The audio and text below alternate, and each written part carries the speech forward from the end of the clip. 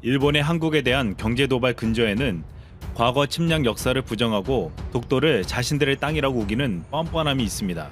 이런 일본은 이웃한 14억 인구의 세계 경제 2위국인 중국과 군사대국 러시아와도 오랫동안 영토 분쟁을 하고 있습니다. 상남자라 불리는 러시아의 푸틴이 이런 일본을 다루는 방법은 사뭇 달랐습니다. 최근 러시아 핵폭발 사건으로 러시아 과학자들의 몸에서 세슘이 검출되었다는 기자들 질문에서 후쿠시마 개를 먹어서 세슘이 나온 거다라고 한 말은 큰 화제가 되었습니다. 이에 러시아의 한 언론사는 과학자들이 노출된 세슘 137이 핵폭발이 아니라 음식을 통해 노출되는 물질이라고 보도했습니다. 해당 보도에서는 핵폭발 의혹을 전면 부인하는 동시에 일본산 식자재의 방사능 오염을 주장했습니다. 러시아가 일본을 참 교육한 것은 이번이 처음이 아니었습니다. 일본은 독도를 자기네 땅이라고 우기는 것처럼 러시아의 쿠릴 열도를 자기네 땅이라고 주장하고 있습니다. 일본은 2차 세계대전 당시 러일 전쟁에서 승리하고 포츠머스 조약에 따라 쿠릴 영토를 자국 영토로 편입시켰습니다. 그러나 패망 후 다시 러시아에게 빼앗겼지만 아직도 자신들의 영토라고 주장하고 있습니다. 이것은 한국의 독도를 여전히 자신들의 영토라고 주장하는 것과 똑같습니다. 지난 2010년 11월 메드베데프 전 러시아 대통령이 국가 원수로는 처음으로 쿠릴 열도에 방문했습니다. 이에 일본 정부와 우익 세력은 자신들의 땅에 왔다며 강력하게 비판하자 이를 보다 못한 러시아는 핵 전략 폭격기 5대를 일본 영공 가까이 띄웠습니다. 당시 일본은 당황해하며 일본 주변에서 이 정도의 대규모 비행훈련을 진행한 것은 처음이다라고 했는데 한 러시아 군사 전문가는 일본은 러시아가 한물 같다고 생각했다가 상상과 현실의 차이가 엄청나다는 것을 깨달았을 것이라고 했습니다. 그는 이어 러시아 공군은 마음만 먹으면 일본을 20분 안에 지구에서 소멸시킬 수도 있다라고 했습니다. 푸틴은 이러한 일본의 행동에 아시아의 역사를 뒤집으려 하는 국가가 있다고 하며 일본은 군국주의의 죄행을 잊으면 안 된다고 말한 바 있습니다.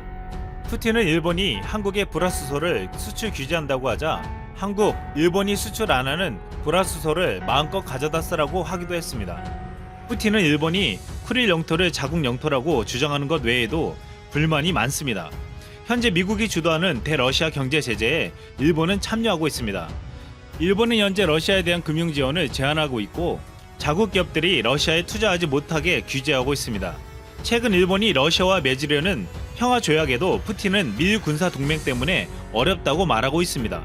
아베는 평화조약을 말하면서 쿠릴 열도를 달라고 했지만 푸틴은 전혀 반환 계획이 없다고 말했습니다. 지난 2016년 푸틴은 아베와 정상회담을 앞두고 있었습니다. 러일 정상회담을 앞두고 일본 요미우리 신문과 니온TV는 러시아 크렘린궁을 방문했습니다. 푸틴은 뜬금없이 강아지 한 마리와 등장했습니다. 그 강아지는 일본이 2011년 동일본 대지진 당시 도움을 준 것에 대한 보답으로 선물한 아키타현 유미였습니다. 강아지가 기자들을 향해 짖자 푸틴은 일본 기자들 앞에서 온갖 명령을 내렸습니다. 많은 이들이 마치 이것은 푸틴이 일본에게 하는 말 같았다고 말했습니다. 그리고 푸틴은 기자들에게 이렇게 말했습니다. 러시아에는 영토 문제가 존재하지 않아. 일본만 영토 문제가 있다고 하지. 그리고 이틀 뒤에 열린 러일 정상회담에서 푸틴은 2시간을 지각하며 아베를 기다리게 했습니다.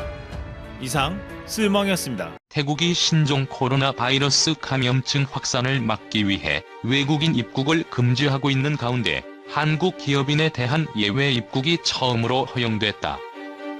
한일 주태국 한국대사관과 코트라 등에 따르면 이날 오후 인천발 항공편을 이용해 삼성전기 기술진 3명이 태국에 입국할 예정이다. 이들은 태국인들이 귀국하는 항공편에 함께 탑승한다. 태국 정부는 코로나19 확진자가 증가하자 3월 26일부터 비상사태를 선포, 국제선 여객기의 착륙 금지 조처를 내리면서 한국 기업인의 입국도 막혔다.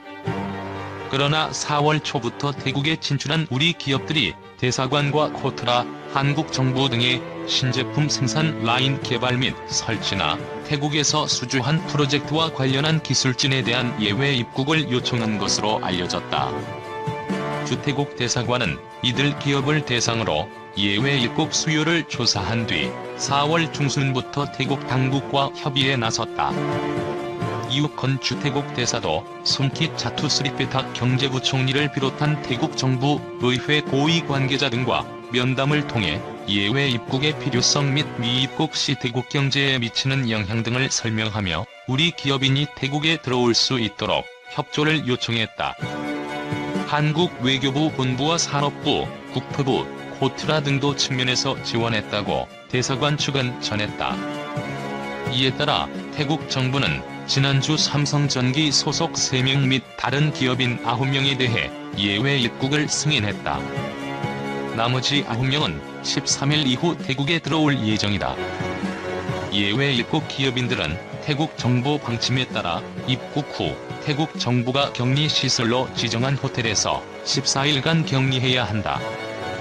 인도네시아 상공회의소는 11일 오전 4차 산업혁명에서 한국과 인도네시아의 무역과 투자 관계 개선이란 제목의 최고 경영자 화상회의를 열었다. 우마르 하디 주 한국 인도네시아 대사는 코로나19 사태로 물리적 이동이 제한됐지만 많은 인도네시아인이 한인이 관계가 더 가까워지고 강화되는 것을 기대하고 있다며 코로나19를 기회로 삼아 우리가 다음 연도에 무엇을 할 수 있을지를 논의하자고 제안했다.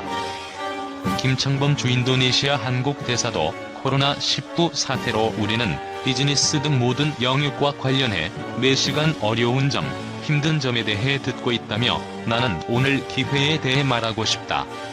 한인리 산업동맹을 만들자고 제안했다. 김 대사는 그동안 양국은 봉제, 신발 분야에서 협력했는데 이제는 4차 산업혁명 분야에서 한국의 기술, 경험과 인도네시아의 자원, 인력, 시장을 더할 때라며 지금은 기회를 향해 상호이익을 위해 빠르게 행동에 나설 때라고 강조했다. 인도네시아 식음료 산업협회장 아디에스 루크파는 한국의 발달한 기술을 잘 안다. 우리는 자원이 있기에 두 가지가 합쳐지면 큰 기회가 되고 세계로 나갈 수 있다며 한 인도네시아 포괄적 경제동반자 협정이 발효되면 양국의 큰 시장이 열리길 기대한다고 말했다. 코트라의 이종현 자카르타 무역관장 역시 양국의 비즈니스 협력의 봉제, 신발 부문에서 출발해 식품산업, 화학, 전자산업으로 늘어났고 이제는 코로나19 사태 발생 후 제약, 의약 부분으로 확대되고 있다며 가능성에 주목했다. 이날 오후에는 주아세안 한국 대표부가 한국자동차의 아세안 진출 지원을 위한 화상회의를 열었다. 한국 대표부는 한국 자동차가 일본이 선점한 아세안 시장에서 점유율을 높이려면 해당국의 관세, 비관세 문제부터 명확히 파악해야 한다고 보고 컨설팅사의 연구 용역을 맡겼다. 이날 화상회의를 통해 컨설팅사가 주요 아세안 국가의 자동차 관세, 비관세 규정을 설명했고 현대자동차와 한국자동차 산업협회, 무역협회 자카르타지부, 코트라 자카르타, 방콕, 하노이 무역관 관계자가 참석했다. 임성남 주아세안 대사는 현대자동차가 인도네시아 시장뿐만 아니라 아세안 시장을 염두에 두고 인도네시아에 공장을 짓고 있다며 관세 장벽보다 더 엄중한 것이 비관세 장벽이기에 시간적 여유가 있을 때 어떻게 극복할지 지혜를 모아 대책을 마련해야 한다고 제안했다. 현대차 인도네시아 공장이 생산한 자동차가 아세안 국가에 수출되면 아세안 국가 간 자유무역협정에 따라 관세는 없지만 판매세, 소비세, 사치세 등 비관세 장벽은 여전히 남는다. 이영택 현대차 대권력 본부장은 기본적인 정보는 다 있지만 각국이 앞으로 어떤 방향으로 자동차 수입 장벽을 변화시키는지 알고 싶었다며 그러한 정보를 보완해주면 한국에 있는 자동차 회사, 인도네시아에 진출한 현대차에 더 도움이 될 것 같다고 말했다.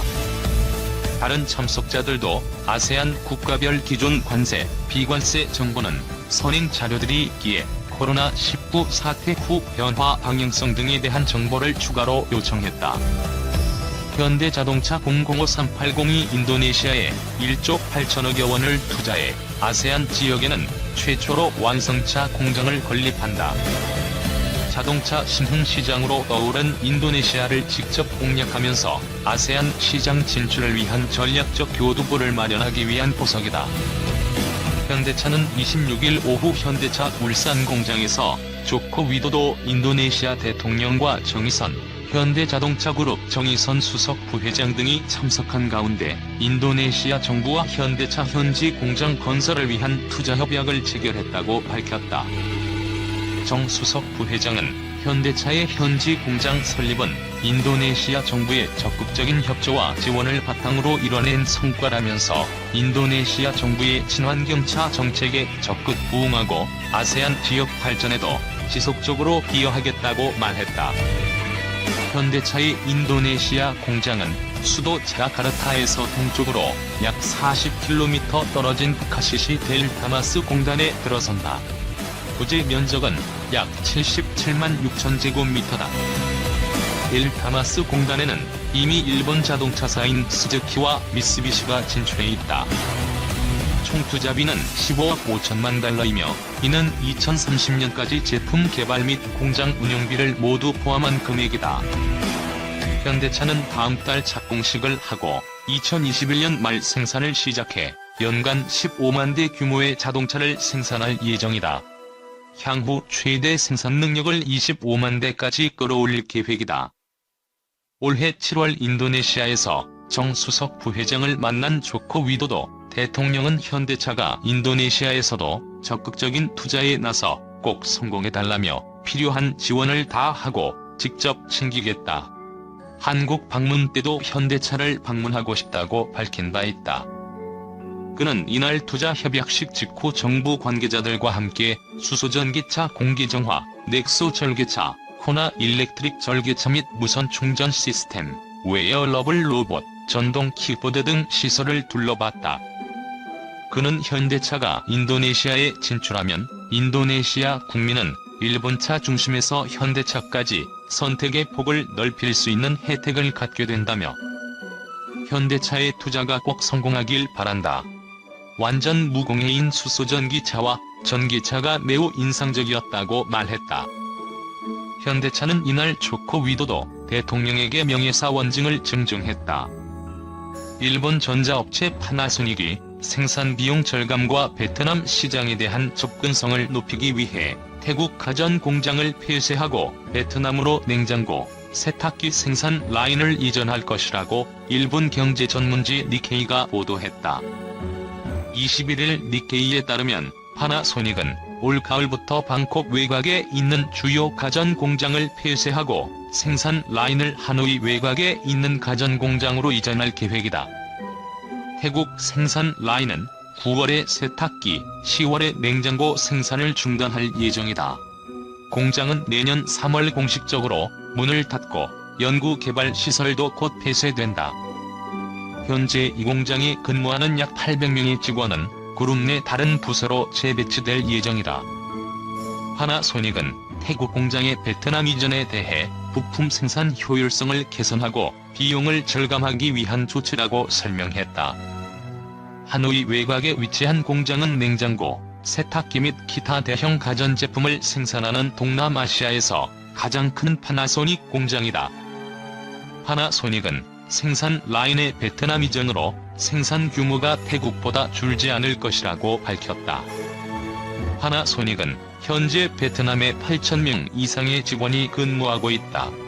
베트남 내 공장에서는 대형 가전제품 외에도 TV, 무선전화기, 카드단 발기 및 기타 산업 장비를 생산하고 있다. 파나소닉은 2022년 3월까지 약 1,000억엔의 비용 절감을 목표로 구조조정을 진행하고 있다. 특히 가전제품 생산 라인 이전과 폐쇄 등을 계속 검토하고 있는 것으로 전해졌다.